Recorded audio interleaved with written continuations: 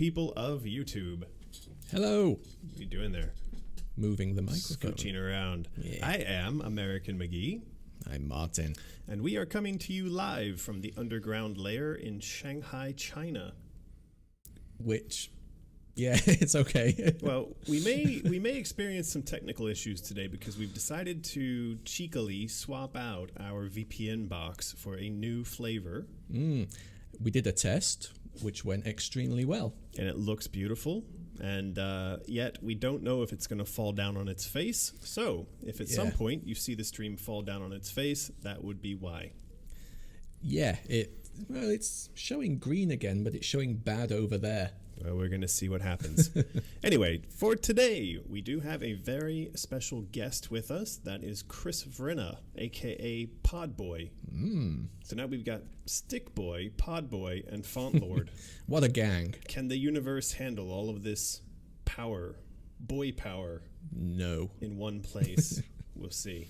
And he's going to be joining us in about a half an hour. We, of course, today have lots of prizes. What are we giving away today? I think we're going to have to give away rabbits. Yeah, we could give away rabbits. These are given away for free now with every purchase at Mysterious, but yeah, you can also get one here today. So prizes. Yeah. We also have art review, and so I think we are going to jump right into that. Let's go. So this is, speaking of rabbits, this is the White Rabbit. To be clear, this is not final. Really? You never know. You never know. People, they don't pay attention sometimes. Are you perhaps referring to the people over on our Patreon who are throwing quite vicious comments at the poor little White Rabbit? So, maybe. For those of you who have been following along, you'll know that this is the artwork, concept artwork, based on the rabbit in both the first Alice and the second Alice games. And yes, we know that rabbit does look a bit like a dog. Some have suggested like a panda, but we're just going from the original artwork. So, don't take it up with us. Take it up with the Victorian rabbit doll designers.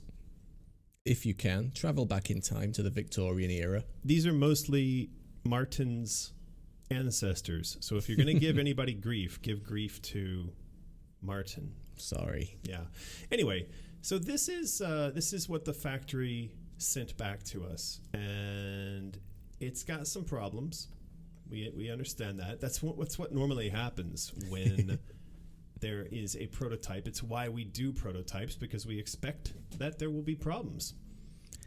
Yeah, I mean, with this and Out of the Woods previously, we are learning a lot about prototyping and factory turnaround times.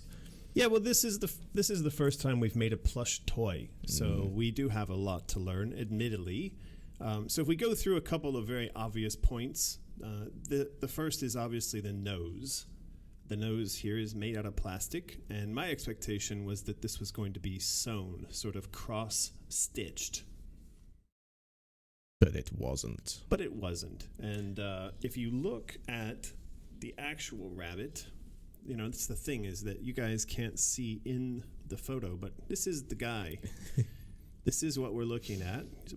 He's a bit whiter than white on the camera there. But the other thing we've noticed is that he's sort of stuck in this pose. Now, I was thinking he'd be sort of a floppy rabbit, but this guy, no matter which way you hold him, he maintains that same.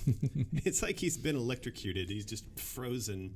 It's not as solid as you might expect from looking at the picture. It's very comfy and squishy. It is very comfy. It would make a very good pillow. And I'm surprised that Lulu's not over here chomping at the bit to chomp on it. But so he is frozen in this. Sorry, there. He is frozen in this sort of position, which is not great. And the other thing is, because he was actually, the factory decided to design him in order for him to sit down and sit up like this. That means he's got this quite a big bum. It's quite fat. And his body, and again, this is not because they looked at that piece of art and said, hey, let's make this rabbit fat just because. I think what's happened here, it kind of goes back to a story I like to tell about when I first came to China and was working in the outsource business, and we had a 3D isometric picture of a cat, which meant you could see the three legs in front. I like this story. But you couldn't see the leg in the back of the picture, right? I mean, we know it's there, but based on that perspective, you couldn't see it. And so one of the modelers actually built the model of the cat, but neglected to give it the back leg. And when asked, why did you do that? Her response was, well, I didn't see the leg, so I didn't want to make the assumption that the leg was there. And I think the same thing has happened here. That is that this rabbit in this picture, if you look at it the right way, looks like it's sat down. Yeah.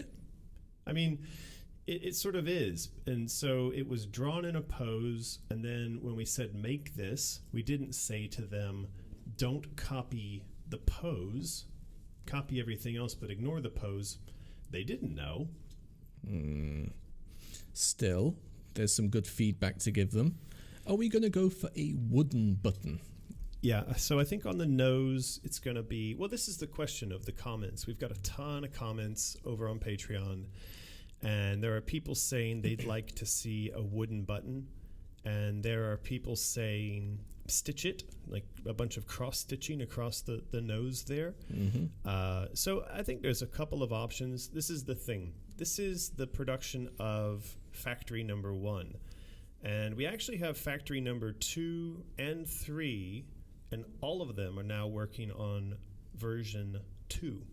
Right. So this is why this Patreon post was titled, White Rabbit version 0.1, because I suspect we might go through 6 or 7 of these before.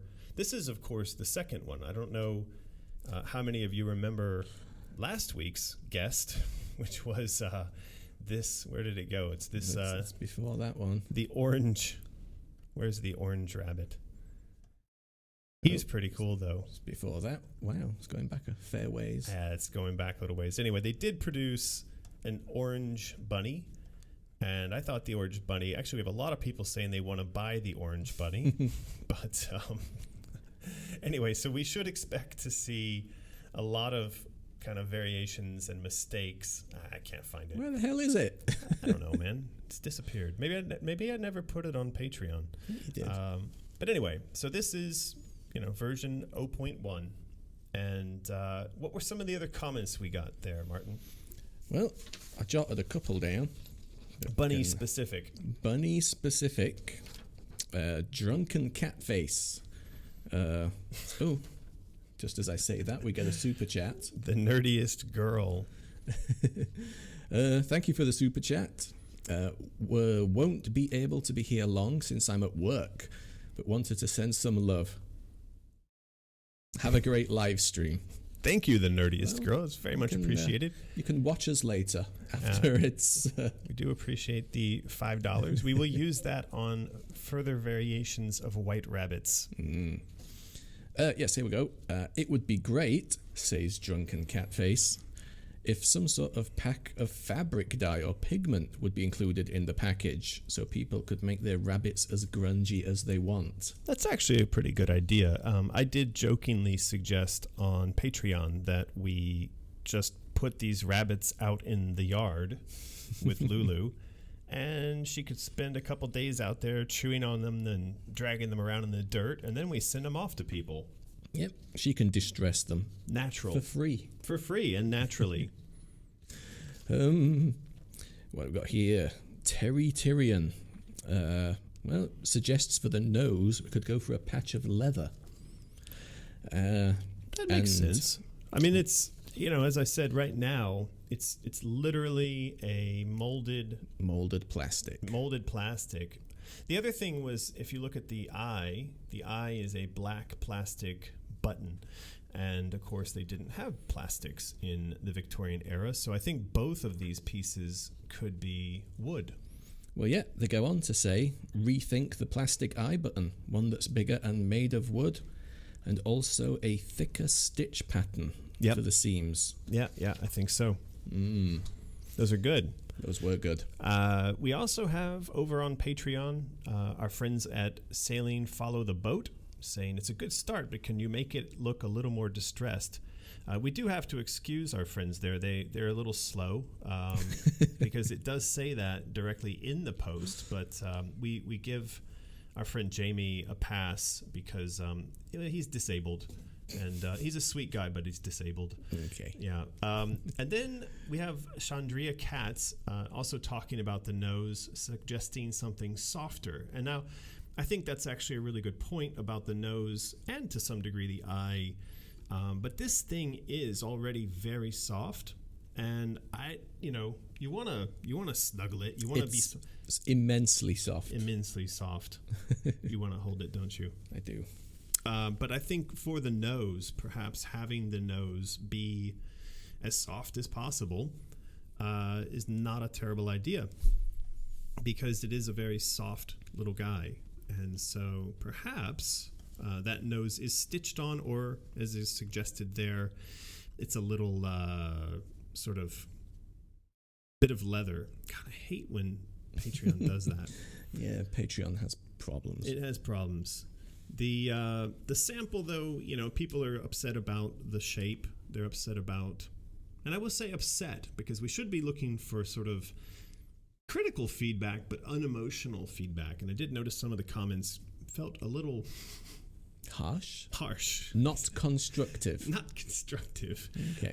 But that's okay. That's all right. I think one of the other things people are sort of, when they talk about the traditional pattern, it is that we are, again, following the design of the rabbit from the game.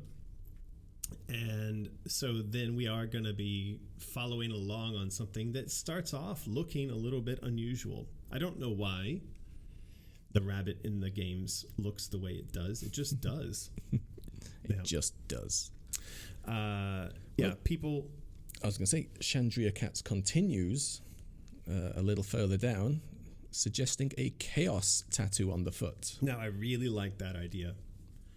I think that's really cool. Probably just on the pad.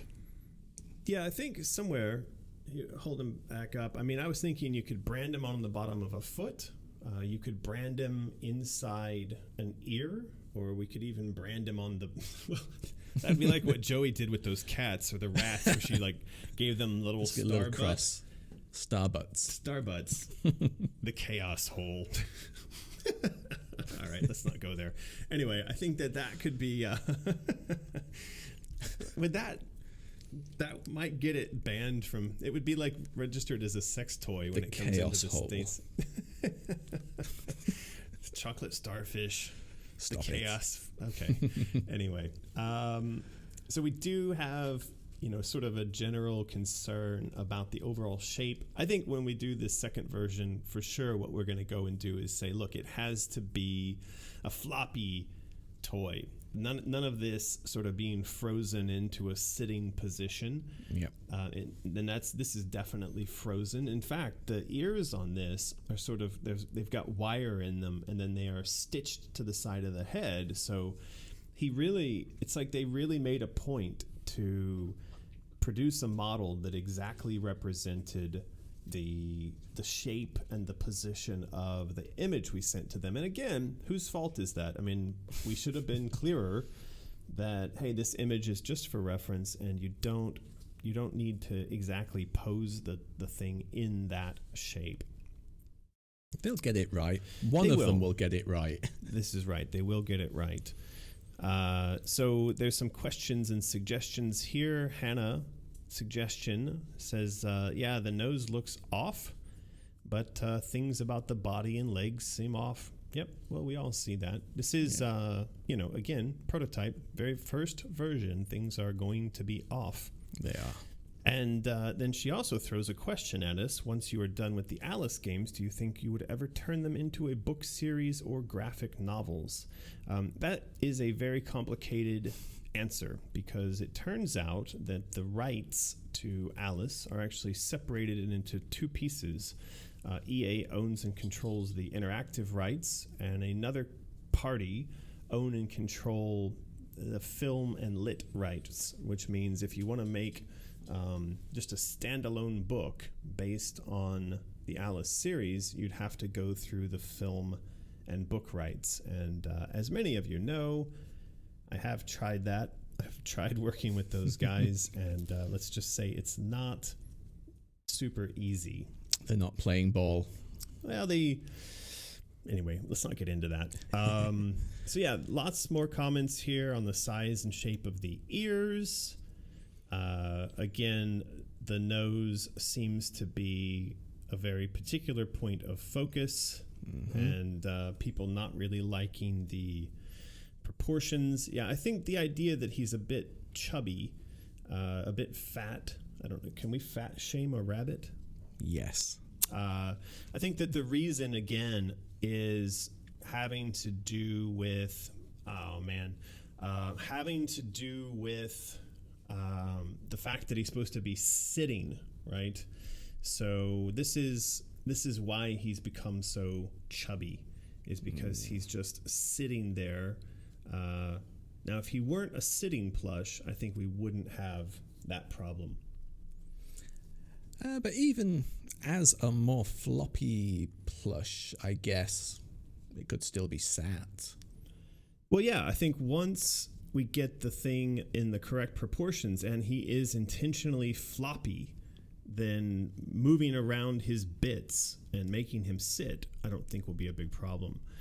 So that is what we're going to try to work towards. Yeah. Got a couple more comments about it. Joe Laughlin says it's not creepy enough, which I guess it's not. Yeah, I mean, this goes back to the general issue of him not being sort of dirty, not been dirtied up. And I do like this idea that perhaps we stick a grunge pack into the thing that people are getting when this is delivered to them. Yeah. But I'm not sure what you'd put in there. I mean, do you put actual little packets of dirt? Don't know. It's a good question. Maybe something else for a factory, or somebody who's got more knowledge about fabrics than we do. Well, yeah, I mean, this is a big learning experience for us. I do want to hear from our cosplaying friends in the comments over on Patreon and here on YouTube. If you were to receive this in this sort of clean format, would you prefer that? Or do you want a version of this that's already pre-grunged? Now, someone did suggest in the comments that we have two versions and we sell two different versions. But I think that I don't want to deal with the headache and the overhead of having to produce all this product. One's dirty, one's clean. Yeah, it would complicate matters. Yeah. Well, twice as complicated. It would be, I think, a little bit complicated, for sure. Any more comments worth pointing out over there? Catherine Alice North also saying the eye should be wooden. Yep, QI, the nose looks super out of place. Yeah, Animjin also saying it's not spooky enough. Rachel Garza, for some reason, is imagining Lulu running through a field with these rabbits popping up and down, I think. No, Lulu jumping up and down in heaps of fluffy bunnies. That's one way to get them to be very dirty, for sure. And yet, Andoni wants the orange one, as many do. Which is weird. Yeah, the orange one has definitely got lots of fans. All right. Well, that is what I think, the version 0.1 of the rabbit, and is looking pretty damn cool. Yeah. So we are going to get more versions of this. It's about 10 days from now when we expect to see two more variations will come through. And I will try to get our hands on the orange one. Sadly, the factory did not send us the orange rabbit. We'll get it. We will get it. All right. So we have here our good friend Alex Crowley. And Is he doing these for the same sort of red, black, and white posters that he has been doing? Correct. Right. Yes. So I am seeing in the comments people saying that the connection is choppy. The stream is choppy, or the connection fell on its face. I don't know if it's come back, but we are running on a new VPN, and so some of you may be running into. Looks on our end, it looks happy, but it does keep kind of bouncing back and forth between happy and not happy. So anyway, so this is, as you said, Alex still working on a series of posters. They are, I guess we're calling the Asylum. He had a name for them. I've forgotten what it was now. But this is, if you've been following along, you'll know that we've done now a series. We have a card guard. We have a red queen. We have, what else? Cheshire Cat. And so he's calling this the Red Series artwork. And this is the work in progress. So we're going to go through the work he's been doing. In the final version of this, which you'll see in a second, he says that there's still a lot of background and detail elements, like on the blade, for instance, to do.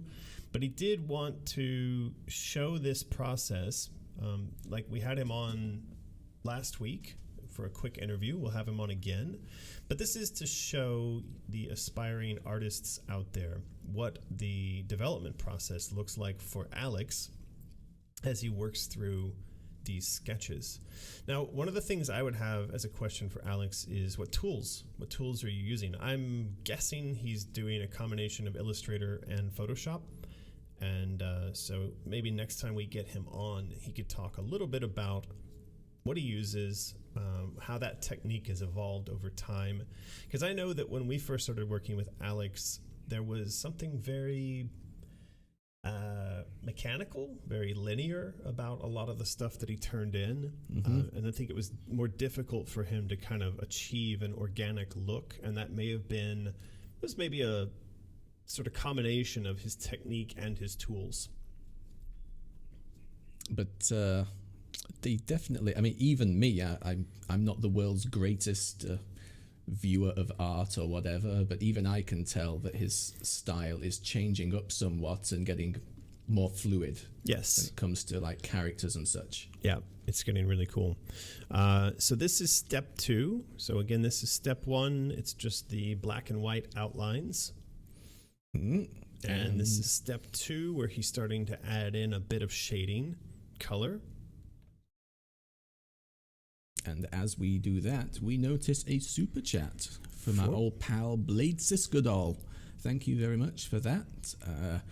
Do you think it's possible in the future to have a deck of Alice-themed playing cards? Also, can American turn up his mic volume a tiny bit? Uh-oh. I might just try to speak more directly into my mic. I am noticing that my mic volume in my headphones is sort of like up and down a bit. So sorry about that, Blade. I think this machine, we've been talking about replacing it. We have. I think it's doing that thing that tech does when you're like, maybe I need a new phone, and then 2 weeks later your phone is dead. So I'll teach you. You want to get rid of me? Well, get rid of me now. I think we've done it to this PC and my main work PC, because both of them are like over 5 years old, and they're both still functional, but they're both now they're acting up. So. You said one of them you think you had while Alice was being made. I'm pretty sure it's Madness this, Returns. It's this machine that we're on right now, so it's it's getting up there in the years. Okay. To the question though, is it possible to have a deck of Alice-themed playing cards? Sorry. Yes, we are. Don't ignore the question. That was something on our list, not just the playing cards, but also tarot cards. And they may be tarot/playing cards, which I have seen people doing projects like that on Kickstarter, where, yes, it's a deck of playing cards, but oh, yes, we've also included either the design plus the additional cards so that they can be used as tarot cards. Playing cards. It has been a popular thought in our heads to do this, so hopefully it can be a thing in the future. Yes. It would be good. Yeah, so we are going to look into doing both those things. I suppose on that note, I can't... All right, well, let's do Truth Decays. I was about to say something important and exciting, but that's okay. Okay. Truth Decay, thank you for the super chat. I really like that Alice image from Alex. However, the lips and eyes are a little too stylized. Okay. Kind of reminds me of Ubisoft's Raving Rabbids. Otherwise amazing. Really? Getting a Rabbids vibe? I understand that. I totally get where that's coming from. And I would say that type of feedback is good. So for sure, one of the things that I think when we're talking, this is an obviously early image from Alex. One of the things that I oftentimes struggle with on giving him feedback is around the specific details, proportions of, say, a character's face. And especially because when it comes to Alice, as you've seen throughout this entire pre-production process, there are lots of different variations on the face by different artists. And all of them sort of fall within a kind of, yeah, that's Alice, but in fact, we never have like a, that's exactly Alice. And when we do, every once in a while, one of these images will come along that feels like, yes, that is absolutely Alice. And when you see it, you know it. This is why, for instance, when Ken Wong, when I hired him to work for me, it was because he had done an image that when I saw it, I said, that's it. He's nailed it. He's got the Alice. So it's always a dance to try to get as close to that as possible, but it's a very, very hard target to hit. Right. Maybe this is what they're referring to. This sort of that is squinty, a rabbit. Well, it's a rabbit, and it's got squinty eyes. And what do you think? I don't know. Okay. Well, we'll leave it. If that's what Lucas thinks, we'll leave it to Truth Decay. Sorry. We'll leave it to Alex to try to interpret that bit of feedback. Hey, at least it's creative, constructive feedback. It's trying to help. What was that immensely important thing you were going to say? I was going to say, just as the doorbell, it's clear that the universe doesn't want us communicating this thing that I was going to try to communicate. So the thing I wanted to communicate was that there is quite a bit of behind-the-scenes stuff going on right now. I think a lot of people tune into these. They want to know what's the progress with regards to the business and the finance and the setup of making a new game happen. And unfortunately, the talks that are happening, and there are talks that are happening, I'm being told very specifically not to talk about. So all I can do is say that progress is being made, and there are several conversations going on at once across multiple different types of places where either money or publishing or licensing or development or various types of support towards getting like a thing made, where those things are happening. So there is a lot of movement happening in the background. I just wish that I could be more specific about what's going on, but unfortunately I cannot. Other than to say, for those of you out there holding your breaths, waiting for something, do be aware that you are not holding your breath in vain. There will come a point, I hope soon, where we will have something very concrete to talk about. There is a super chat from Ryder Studios saying, I just wanted to take the time to thank you for your comment on my cable piece. It really meant a lot, still does, and it helped me with the art slump I've been in lately, so thank you so much. I think this is in reference to an image that someone had drawn for the October... What's the October thing where you draw every day? Sketchathon? Inktober? What is that? I don't know. Oktoberfest with beer, with ink instead of beer. Anyway, I believe I recall that there was a very nicely done sketch of Cable from the... Is that the DC universe? Cable? Marvel universe. Sorry, anyway. It was in Deadpool 2. That's Josh Brolin as well. Yeah. So he plays not only Cable, but Thanos. That's really confusing. And I believe Dormammu. I might be imagining that, though. Right. So Philippe Bedoya says, is the development village going to be a reality? All I can say is it's very much on the table. It's surprisingly high on the list of things that I wish I could be more specific. All I can say right now is that maybe dreams do come true, because I feel like for the last year, when we've dreamt it and we've written it out and we've thought it, we make it. Like these things keep getting manifested into reality, and I'm quite enjoying it. It's good. Good. Yeah. 2 more super chats. Alice on Elm Street saying Alice looks like Wednesday Addams in the art. I think does a little bit. I think you're right. That's squinty eye. I mean, I get... They're like Stewie does that on The Family Guy as well. The Family Guy. There's something that feels a bit... what do I want to... I'm trying to think what it is that's... I understand the comment about the sort of rabbits. There's something squinty-eyed and feels like it could be Stewie. I'm not sure. Anyway, Perhaps. Alex, I think you want to work on her expression there, because I feel like there's something that's triggering. Just don't draw her like this. That'll get us in a lot of trouble. Do that. She is 13 years old. Can you imagine? Like, she's running around defeating monsters by showing them her bum. I think that would get us all over the news sites, and not in a good way. The bum gun. Lucas Severn also super chatted during all that, saying, "Nice to know you're thinking of me. Thanks for the mention." I think that's when I accidentally said Lucas instead of Truth Decay. Oh, there you Just go. got Lucas on the brain, apparently. There you go.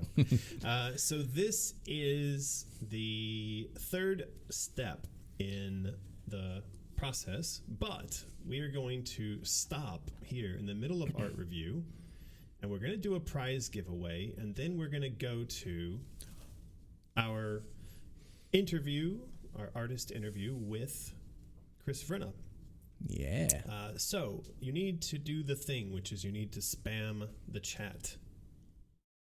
Please do. With, what did we say? Your favorite Chris Vrenna project. That is correct. So you want to spam the chat with your favorite of Chris's projects, and you will win a little white rabbit. He's got a little tag on him that'll take you somewhere special.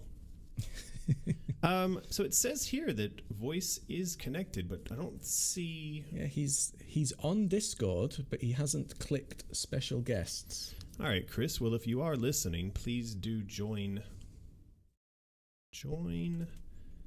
special guests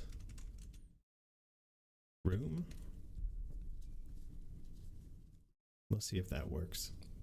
I hope so. I hope so. Yes.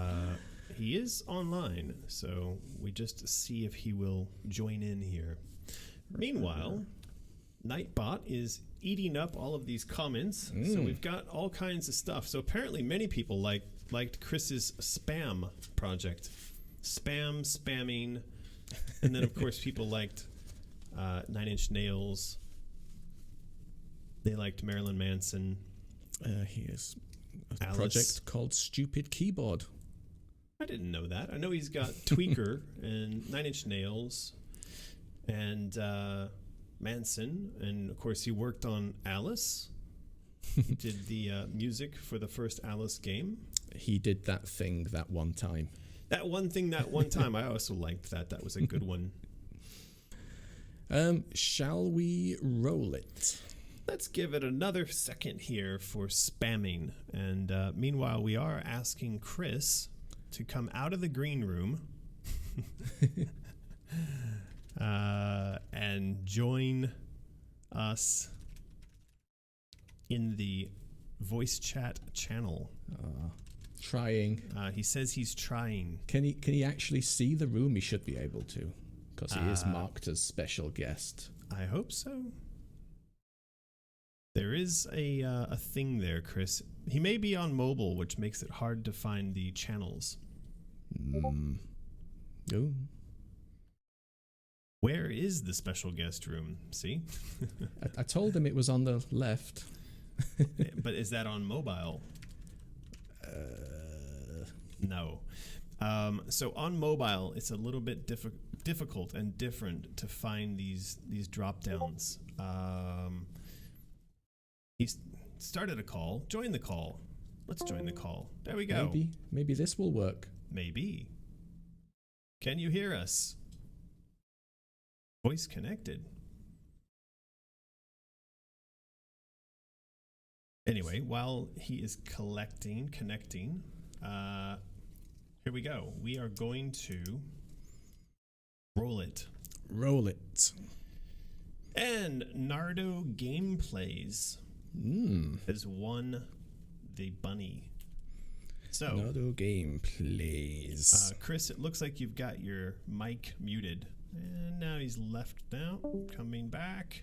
There we go. I'm hearing all kinds of binky bonky noises. So, Nardo Gameplays, you did win the tiny bunny. So if you could please send an email to mysterious@americanmcgee.com. Be sure to include your mailing address, your phone number, mention the fact that you won a little white rabbit, and we will be sure to get one of these guys sent out to you. Please do. And as we usually suggest, I don't know if you just said it, I wasn't paying attention, get the address right. Do get the address right. If I have to, I don't know, work to send you your prize, then I won't. Well, it looks Chris Vrenna is online and he has started a call, but the microphone is muted. This is why I suggested they do a test. He did. Martin did several suggest times. You absolutely did. It just didn't work out. All right. And here we are, struggling mightily with technology. It's all right. He's still We'll get around. there. He's typing. It will get there. It's not letting me unmute the mic, but I am here. Has he actually made it into the special guest channel? No, this is a call we have going on with him right now. It's different. It is different. It's a different but thing. Maybe that would work better. I doubt it. My sense is that his mic is muted because he's not given the app permissions to use the microphone. Is my guess. That would be my guess. Okay. This is going well. Well, why don't we just leave that there while Chris struggles in the background, and we will continue with art review. And when you get your mic working, you just chime in. So this is the third step of Alice in Alex's Style. Alice in Alex's Style. So again, we started off. This was 1, the lines. This was 2, what he calls the flats. And then this is 3, what he calls the shades. So in this third bit, obviously you can see he's taken these flat bits of shading, and he's added gradients, he's added shading in here. So becoming more and more like the final image. And also I think that shading helped to de-weirdify her eyes. To unrabbidify her. A little bit. Just a little bit. I'm still I think I'm on board with everyone that there's something in the proportions and perhaps just the structure of her face here. Not sure. But it could also be, and I do think that in Alex's email, he suggested that what he was trying to achieve was something where you had a bit of Alice combined with her shadow. All right. So it could be that what we're seeing that feels unusual to us is it's actually two characters superimposed into one image. Right. If that makes sense. It does. So I think that could be it. That's the kind of oddness that we see there. Ooh. Now this is step 4. Step 4 is adding in a bit of background detail, shading, and more coloring, and looking pretty good. Yeah. That the background bit certainly elevates the image somewhat. Yeah, I mean, I think this is also keeping in with the motifs of the images he's done previously. That is the Cheshire Cat. There we go. The Cheshire Cat and the Red Queen. I mean, the Card Guard, they've all got this kind of background, this bit behind the image here, the framing. And I quite like that. I'm curious what the crack, what he's planning on with this crack. This must be the separation layer, the separation zone between the two Alices. I guess he's got something planned, because it would be a bit odd on its own just there. Well, again, remember, as he says in his note, he is trying to represent both the regular Alice and the as yet unintegrated Shadow Alice. Right. Still... Ooh, what's that noise? Still struggling with Mr. Vrenna. That we are. It's quite exciting. Yeah, I'm sure all the people in the chat are finding it exciting. Yeah, well, we're still doing art review. So I'm really looking forward to this. For those of you who are unaware, we have done a whole series in this style, Alex has, and they've all turned out really, really nice. These are some of the smaller versions, the prints of those, and you can grab those over on Mysterious, but there is going to be at some point a full-blown collection. There you go, Martin. You're the Cheshire Cat. That's a nice Halloween costume for you. I've already got my costume. So there are these images that have been done, and slowly this entire collection is growing. I could imagine that at some point, these could be integrated into cards, tarot cards, playing cards. Probably. Of course, but right now there are art prints. Yeah. Big and small art prints. Yeah, this is going to be great when it's done. And I can imagine that there are going to be a lot of collectors out there that have all of these side by side by side. Beautiful. That would look good up on the wall. We should do that. Really good. Now, speaking of card guards and Halloween costumes, I feel like this would make an excellent... I would wear this, though I don't know how you'd pull off this like super spread out leg broken business. Yeah, I'm not sure about that. Yeah, it's hard to say. So this is another image that has come along from Joey. As usual, looks amazing.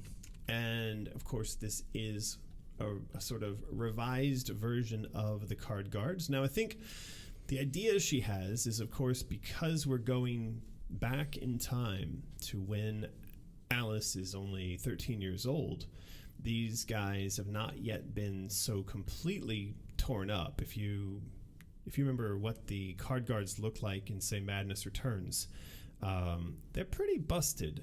They've got big gaping holes in them. Do you remember that? Yeah. So if you take a look here, you will see guys like this who are they're missing a bit. They've had a big chunk taken out of them. But, makes them very distinctive as a video game enemy. It does. It definitely does. But this might also give us an opportunity to explain or at least set up some of the lore for why these chunks get removed. You know, she's clearly done that, you know, because these guys are sort of stitched, but they still got these bits, but they're very kind of Frankenstein zombie looking. They are. They've still got skin on their faces. Yeah, it's interesting. So I mean, I almost feel like there's a kind of humanoid aspect to them, and this goes back to some of the suggestions we heard made not long ago. That was the concept that Alice might be afraid of adult men. So now, if we were to carry on with that idea, perhaps what this could be is a sort of more direct representation of men who Alice perceives as being threatening, now transmuted into card guards in Wonderland. So have the faces more kind of specific to people she may know? Yeah, I mean, if you could imagine these guys sort of in battle and... Hey? Ooh. I'm here. Ah! Ooh. You've made it! We hear stuff. Is that happening in the... That's happening in the... Special guests. Special guest room. Yes. Am I on? You are on. Yeah. Welcome, Chris Vrenna. I'm finally. It's just the wonders of technology. You more than anyone at this point must be very used to the screw ups of technology. We'll also get to that super chat soon. Yeah. All right. Well, we have a super chat. What's that say there, Joaquin Martin? Olsen. The guards weren't injured in American McGee's Alice. The look for the asylum looks like it should be between AMA and AMR, which is chronologically incorrect. Yes. Yes, Joaquin. Thank you for pointing out the chronological inconsistency in the concept artwork. We will try to figure that out because we wouldn't want to be insane in Wonderland. The membrane. No, that wouldn't be good. So, Chris, how's it going? It is going good. You might turn off your volume on that side. Okay, yeah. We can hear YouTube. How's that? That's better. Wait, but I can't hear you now. How are you listening to us? Just through my laptop speaker. Okay, I guess we'll live with it somehow. Well, just mute YouTube is my point, and then you should. Oh yeah, mute YouTube. There you go. Duh. There we go. Come on, you're the sound guy. Dude. Oh man. So where in the world are you right now? I am in Huntsville, Alabama. Yeehaw! What are you doing there? Yeah. I am teaching college at Calhoun. I started teaching audio production at college. Yeah, me being a teacher about 6 years ago, and just started a new job here a couple months ago. That's fantastic. So we moved down from Wisconsin. Wow, very cool. So what's that been like being a teacher after years of being in a rock band? It's oh man, it's it's strangely not quite as different as you would think. Teaching is like performing. You prepare your lesson plan just like you would prepare your song. And instead of getting up on stage and performing it, you get in front of your class, which is the crowd, and you still kind of perform your lesson. And you try to make it entertaining and interesting and to keep the students' attention the whole time. So it oddly has a lot of very similarities. Are you teaching from behind a drum kit? No, I teach in a recording studio. Oh, really? The two schools I've taught both have recording studios in there. Oh, I see on your super chat, Logan from MMI. That was my last school in Wisconsin. Right. I always tell my students that they're lucky because back in the 80s, like when Trent and I were getting on, nobody taught us how to engineer. No one taught us how a giant mixing board or a 24-track machine or any of that, Pro Tools. We just had to learn it, Yeah. You hit buttons and hope you didn't fry any of the gear. Well, that So was have sort of- college degrees. But that was sort of in the same era that you and I met, and I was coming to work with you guys in New Orleans. Games were the same way. You didn't have an engine that you just pulled off the shelf and you could use to build a game. You had to build the engine and the editor, and then you could build a game.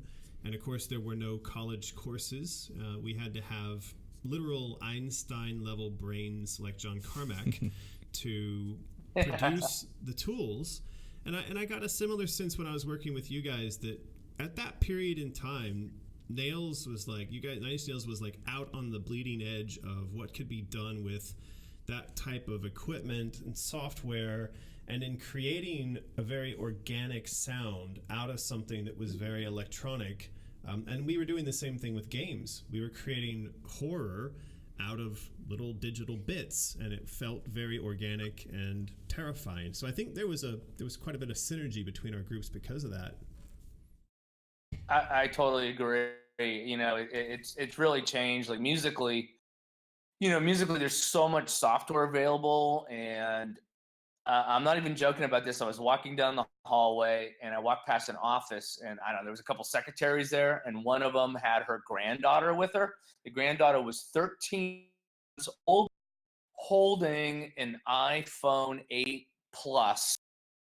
And it actually threw me, and I just stopped in my tracks and I just said, "Excuse me, ma'am, is your baby really using the iPhone?" She's like, "Oh, yeah." And I'm like, man, you're 13 months old. Crazy. So people like us, we had to learn certain things to be able to even do the thing that we wanted to get to.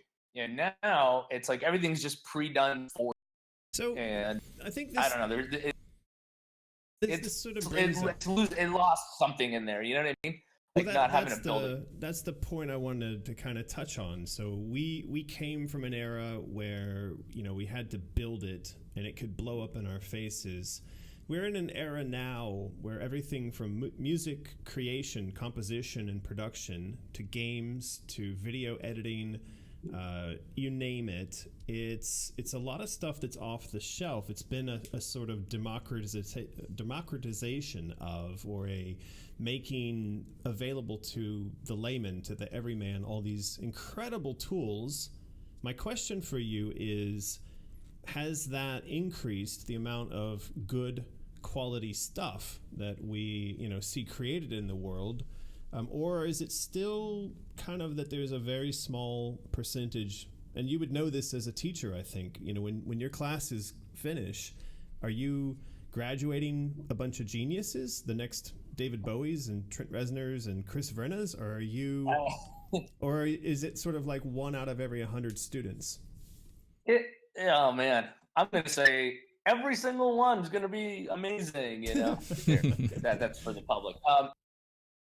That is an awesome point, because in my opinion, having that much access to everything has actually made less awesome products, games, movies, music, because I think everybody thinks it's so easy that anybody can do it. And so it's real easy to make mediocrity with everything that's out there.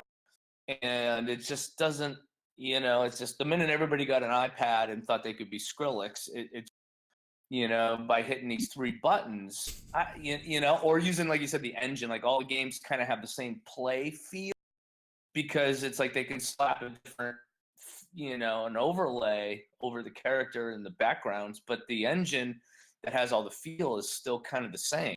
Right. So it's, so I actually think I don't think sort of having all the access has made like that much more awesome stuff out there. If anything, I think it's made like less awesome stuff. Because I think people have to work a lot less hard at it, and that's where the real talent comes in, is to know that and go beyond it. Yeah, I think that's right, and I think it's also created an emphasis on not what the tools can produce, but what the actual artist is doing with the tools. And that oftentimes also means, and it's kind of funny because it goes back to what we were trying to avoid back 20 years ago, but that was breaking the tools.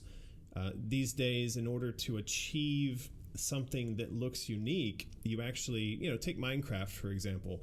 Minecraft comes out in an era where everybody's trying to produce, AAA and quadruple A games.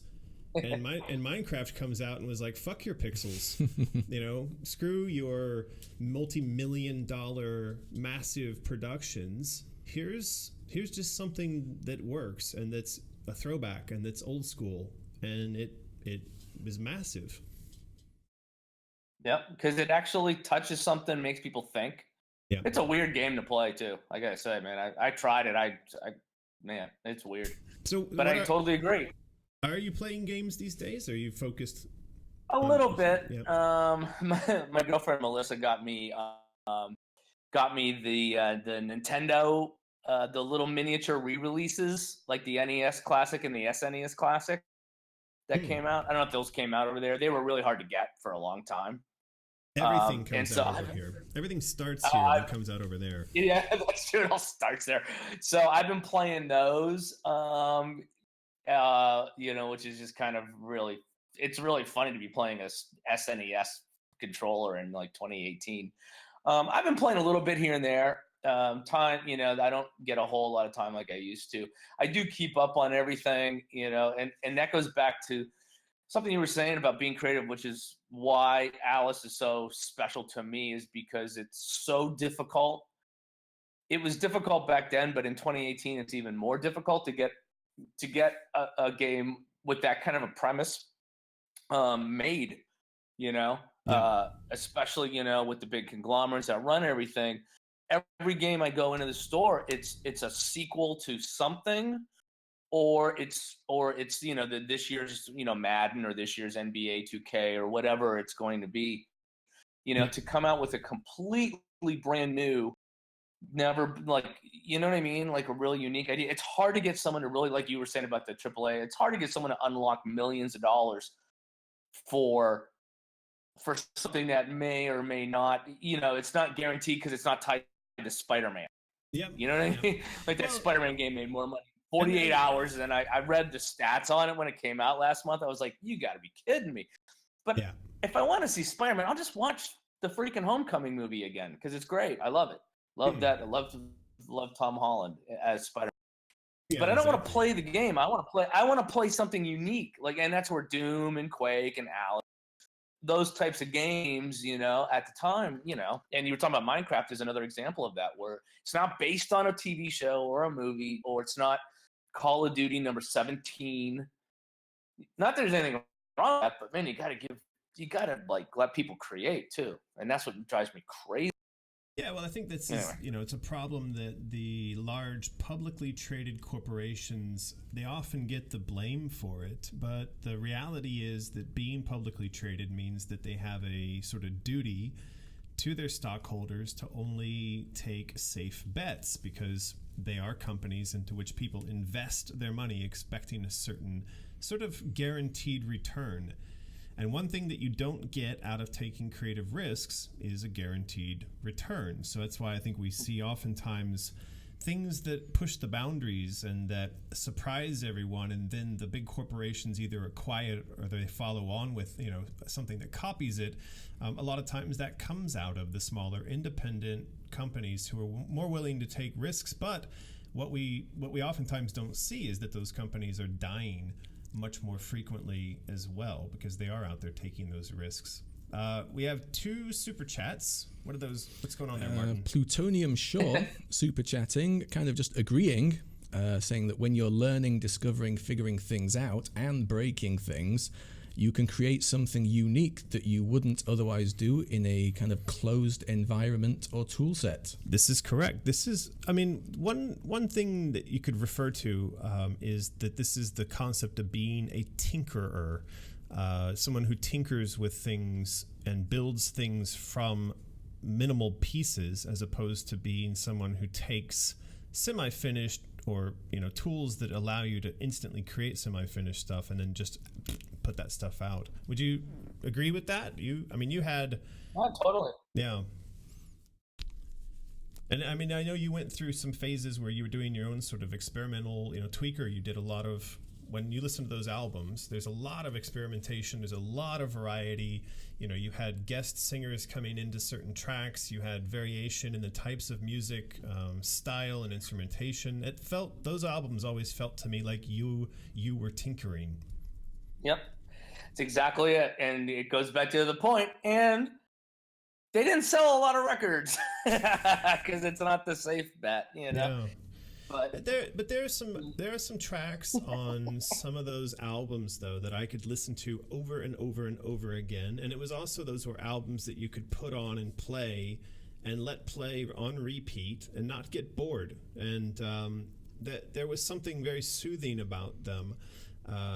It's unfortunate. I mean, I think this goes to the other point of good stuff doesn't just make itself go. A lot of times there's got to be a kind of magic in the marketing, in the community, that the thing self-sustains and generates awareness. And sometimes we just don't know how to make that happen magically. If we did, then everybody would be creating success.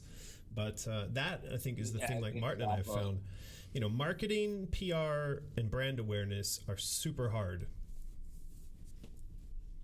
And that's another, and I totally agree. And, you know, it's just, I just make stuff because I feel it and I love it and I want to do it, period. You know, if I was doing it to, you know, like you said, if we could all, you know, be multi-bazillionaires, you know, by doing really cool stuff, then everybody would be doing it. It's really hard. It is hard. But the people, you know, you just have to love it and keep doing it. And like you said about the marketing and everything, man, internet also made that a whole other confusing ball, you know, that, and I think you guys are doing a great job. So like on, you know, on Patron and all the other stuff that you're doing, that I keep up with you all the time from halfway across the world, from Shanghai. Always Shanghai these days. It is insane. I mean, the amount of money that they are pouring into the infrastructure and into the quality of life for people is not to be believed. You literally cannot believe. I mean, in the neighborhood where I live now, they literally ripped up all the streets, trees, bushes, grass, everything, and rebuilt everything from scratch. And they did it all in a course of like months. They're pretty good at that over here. They just knuckle down and get it done. And just to see people in the hundreds working on the sides of the roads, it boggles your mind, because like in the States, of course, things are just falling down, right? But here they have armies, literal armies up and down the streets just fixing everything, and it's insane. Mm-hmm. Yes. How long have you been there now? It's going on like 12. I left the States maybe 14 years ago. I think I've been in Shanghai for 12, or maybe it's 12 total. But yeah, it's been a while. And you guys just keep getting crazier and crazier over there while I'm gone. Yeah, I know, man. It's did you see what happened today? With all the bombs? Yeah, the bombs. It's insane. It's crazy, man. The country's really falling apart. Well, I mean, this movie Idiocracy, which was directed by Mike Judge. I don't know if you've ever seen that. Oh, I've seen it a few times. Yeah, well, so I mean, you know, he's got a really famous quote where he says he's afraid he's going to be the first ever director of a political comedy film that turns into a documentary. And I think he might be right. I mean, you've literally elected a wrestling star as president. It's things have changed over here. You know, one thing I thought about though is, and I haven't seen it happen, and I hope it does, is that with all the political strife going on over here, and you know, the Me Too movement, that, you know, a lot of the police shootings that have happened with the African Americans and things like that. I would expect that the artists, and especially musicians, to have this new renaissance, like the 60s, of like politically motivated music. Yeah, for sure. You know, that can really speak to what's happening right now. And, sure. and I'm waiting for somebody to come out, and I'm waiting for that to happen. Like whether it's in rap or rock, you know, whatever genre it's going to happen in, man, I'm waiting for these artists to come out and really start addressing it, you know, within their own creativity, whatever that is. Well, you see little flares of it from time to time. I mean, like the Gambino video, "This Is America," that was pretty right on the head. I mean, it was a massive song. But I think the other thing is that the news cycle in the U.S. is so brutal now that he comes out with a music video. It's violence in itself, and it's commentary, social commentary, and everybody went crazy about it for like 1 week, and then it was gone. You're totally right. Yeah. Well, I did. I listened to that. I watched it multiple times a day, every day, for about a week or two. And then eventually something else took my brain over, and I don't think I've listened to it since, but you're totally right. Yeah, they cycle through things so quickly here that it's hard for anything to get a foothold for any too long, no matter what it is, really. I think it's actually a function of the system. And I talk about this often because I get on Twitter from time to time and I talk to people about what's going on in terms of the political programming, the structuring of the sort of political and social nature of the United States versus what we see here in China, where in China, you're not allowed to sow discontent. It's illegal. It would be illegal to go on to social media platforms and to spread what you'd call fake news, and they gear the punishment for spreading fake news based on the reach that the particular news item achieved. So the more people that see your quote-unquote fake news, the more trouble you're in. Whereas in the United States, it's actually kind of the opposite of that, right? I find it incredible that in the States, it seems that the system is geared towards dividing people and pissing people off. Here, it is, and Martin can attest to this, it is geared towards harmony. And you motherfuckers get along and don't cause trouble or else. And, there's something to be said for it. It is highly functional. But, of course, they're also in a very optimistic period of their history. Everybody's making more and more money and more stuff is being built every day. The question is, what happens when things go wobbly? What happens when their economy falters? Are you then going to start to see violence against the people by the government, and now the people don't have a voice? This is a big question. We have a super chat sitting here for a long time. We did. Sorry, mind close. We got to it eventually. Bit of a sidetrack, but I'm super late with this question. But what do you guys think about a costume of the Queen's Card Guard? Greetings from Argentina. Kind of touched on that earlier, didn't we? Sure. How you would do a costume of the Card Guard. Well, people have done it. I mean, there's some excellent cosplays out there of people dressing up as the card guards from, this is like cosplay people have done. And I've seen some really good cosplay of card guards. So yeah, we're all about it. You don't have to get our permission to do it. Here's somebody who's already done it. There's an Alice, and then there's a card guard. Yeah. There's some good stuff out there for that. Of course, there's amazing Alice cosplay. It's always fun to see people doing the card guard cosplay as well. I bet there's more super chats. There was one down here. I saw one.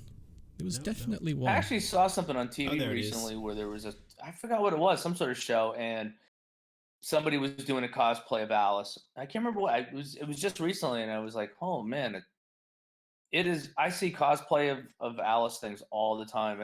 I think that's awesome, like how it's really like the fans. Oh, it's huge. I mean, I think it's been so into it.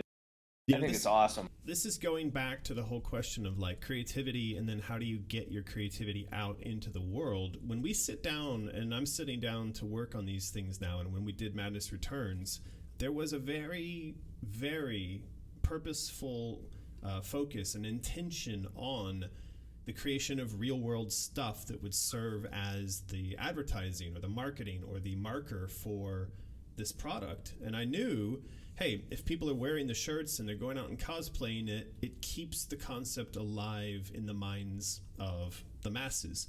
And I think that's very important for keeping the IP alive in general.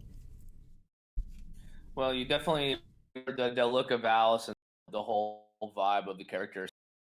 That game's been, 18 years now? I had to look up exactly when it came out.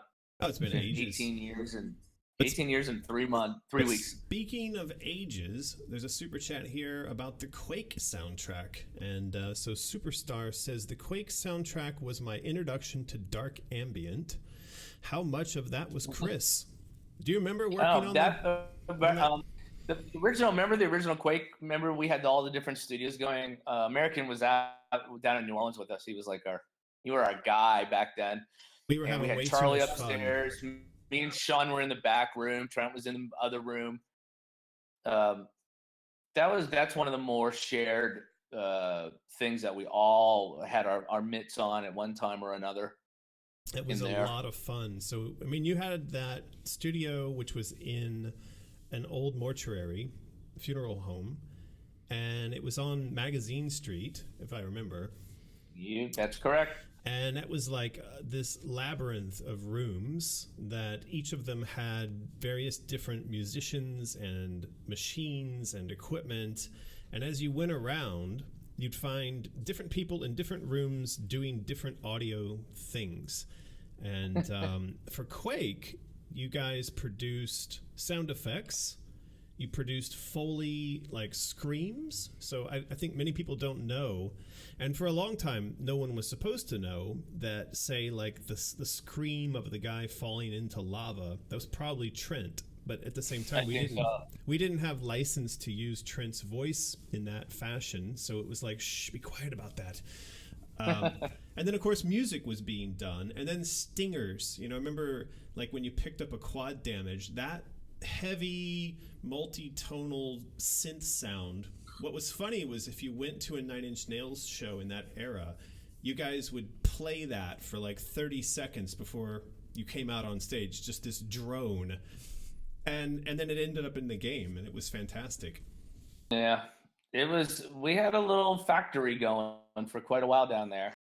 That's one of my, that's a pretty fond memory because, we were such gamers at the time. It started with like Wolfenstein, the Spirit Destiny game. But then we had two old, what at the time would have been 486 PCs, I guess, and we would put one in the front lounge of the bus, one in the back lounge of the bus, and we ran LAN cables from in the bus so that we could just play against each other and stuff like that. It was nuts, and then the bus would swerve and the PC would go tipping over and go flying down the hallway. The giant tube, monitors that weighed 50 pounds, Right. But we would actually do that on the bus while we were traveling, and so when we got to, go down to Texas and work with all you guys on that game, we were like the geeky kids who were like so excited about it, because for us that was like, holy crap, I mean, there was so much geeky love going on at that point in history. Man. I think there was just a giant bro fest of music and tech and games. I mean, it was incredible. And I remember just thinking, like, this can't be real. This isn't real life. What are we doing? That's incredible. I know there's those times you're like, we get paid to do this. This is my job. Yeah. And you guys was it Romero you guys all had those crazy sports cars? Yeah, everybody was driving super fast, turbo, oh my god, like NSXs and Testarossas. And I know Romero took Trent, and when he got out of the car, man, he was pale as a ghost because Romero was scared of him. Sitting in that car going like 160 miles an hour. Those cars are insane. If you pressed on the gas too hard at the wrong time in one of those cars, you would just flip over. It would just it would just break something, and you'd just flip over in the sky. It was too much fun. The 90s, the decadent 90s. That really was. You couldn't get away with that anymore because somebody would, like the EPA would call up and say you can't have a car like that with no exhaust on it. Exactly. Oh man. We have super chat here from Virgil Hilt. Not necessarily a question, but just wants to say Alice 1 is one of his favorite all-time soundtracks. Masterful work, Chris. So, well, thank you. A big thumbs up from Virgil. I consider it a really awesome compliment when my name comes up with people, that when the first words out of their mouth is, "Oh, that Alice game." That's always like my favorite thing to hear. Well, Yeah, there's a lot of people out there who will write in and say, I'm still listening to that soundtrack, and I listen to it almost on a daily basis. And it's true, it holds up. I mean, it really holds up. And there are, videos out there where you talk about how you did that and the tools and the instruments that you used. I'd be curious. We have another super chat here that's actually a question for you. This is from John Robeldo.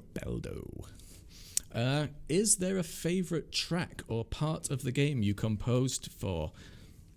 Alice is my favorite game soundtrack.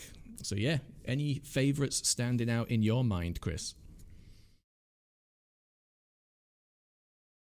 Did we lose him? I hope not. Our internet did kind of get wobbly there for a minute. Am I here? Okay. Oh, there you go. I always like Wonderland Woods, Taking Tea in Dreamland, Wings of Steam. Maybe those are my favorites. Although I like them all. And what's funny? We talked about like back then. Also not like sampling. Well, sampling was big, but like these pre-made. We were talking about like pre-made art. You can go online right now and buy like toy instrument sample libraries all over the internet. There's a really good one by a company called UVI makes one. Right. And I think it's called Toy Box. And 1999, it didn't nothing like that existed. So like all those toy instruments, I spent months on eBay just bidding and buying up every toy piano box and any little thing I could get my hands on, and just waited for things to show up in the mail. So some of those tracks, it'd be like, oh, I got these 2 toy instruments from eBay today. I'm going to use them on the next track we got to write, So it was like this ongoing thing. And what's really funny is, we started off, we just moved down here at the beginning of August, and in my storage area where I keep like my live drums and some of my other stuff, I still have 2 huge boxes of every toy I bought for the first Alice game. I still have it. Wow. And I found it, opened it up, and I was out in the garage playing toy pianos. Melissa's like, she's like, what are you doing? I'm like, I found all my old Alice toys. They're all, I have them all in here, like all the wind-up boxes. It was really cool. You ought to take pictures of that stuff and just like put it up on your Instagram or something. People would go crazy around that. I should. It's all like, right. It was cool to like, I knew I still had it. I just didn't really know where. I'm kind of a pack rat when it comes to that sort of stuff. I don't like to get rid of it. Yeah, I remember when you would bring the tracks, you'd send them, and there was a couple times you actually came to EA and you had some of those toys with you. But also I noticed that when you were delivering the tracks, it was that they were themselves. And again, this goes back to kind of the tinkering thing. There would be a period where we'd get some tracks and they would clearly be using the same instruments, the same toys that you had. And then, so I didn't know that was what was happening, but clearly then a new toy would show up and suddenly the whole thing would take a bit of a turn and you'd have a whole new sound added. So that makes sense now. Yeah, totally, man. That's really good. Oh, man, it's really, I know, because it'd be so exciting. Like, the UPS guy, like every third day, it'd be bringing some other box from some other weird part of the world, But that goes back to like what you're saying about like the ready-made game engines, ready-mates. I want to be a dubstep artist. You could go online and buy all ready-made dubstep sample libraries, drum kits, and wub basses, and you throw it into any DAW, and you can make something that sounds like that. Yeah. Having to figure out ways to do certain things, and creating stuff from scratch. I always found that to be the most creative part of it. Is getting those sounds. It's like it's part composition, but it's also part like sound design too at the same time. Well, it's adding in problem solving to the creativity, and I think this is something that when you have tools that make everything so easy, it takes a bit of that edge out. And I've talked about this quite a lot in relation to the concept of constraints. When you have a game, like if you ask somebody to design a game and they're not a game designer, they'll just go bonkers, like open world and I can fly this and drive that, and there's a requirement for constraints. A lot of times when you impose constraints on a system, you get out of that creative solutions that get you around the constraints, and in the creative solutions is the magic of the product. And I think that that's the same thing that's happening here.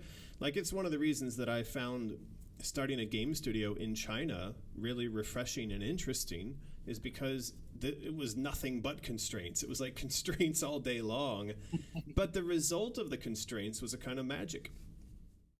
I totally agree. You know, I say it to my students sometimes, where it's like, all right, let's start a song. Let's pick an 808 kick drum. Like, if someone said, Chris, go pick an 808 kick drum, I have, 8 different hardware drum machines that are all on a shelf in my studio. I can start with one of those. I've got numerous 808 software emulations. I have 808 sample libraries. I must have a couple thousand 808 kick drums. Right. And it's kind of like you can get lost in that. You can get so caught up and lost in the, I got to pick the kick drum sound, that you didn't bother to write a good song because you were so busy with all the other stuff. So like the idea of constraints and like almost like making arbitrary rules for yourself that you would then have to follow will unlock a part of your brain that helps everything else. Well, one of our artists is in the chat here, Jennifer. She just put something in quotes. I'm not sure if this is an actual quote or it's her quote, but it is that the enemy of art is the absence of limitations. And that's really good. Oh, wow.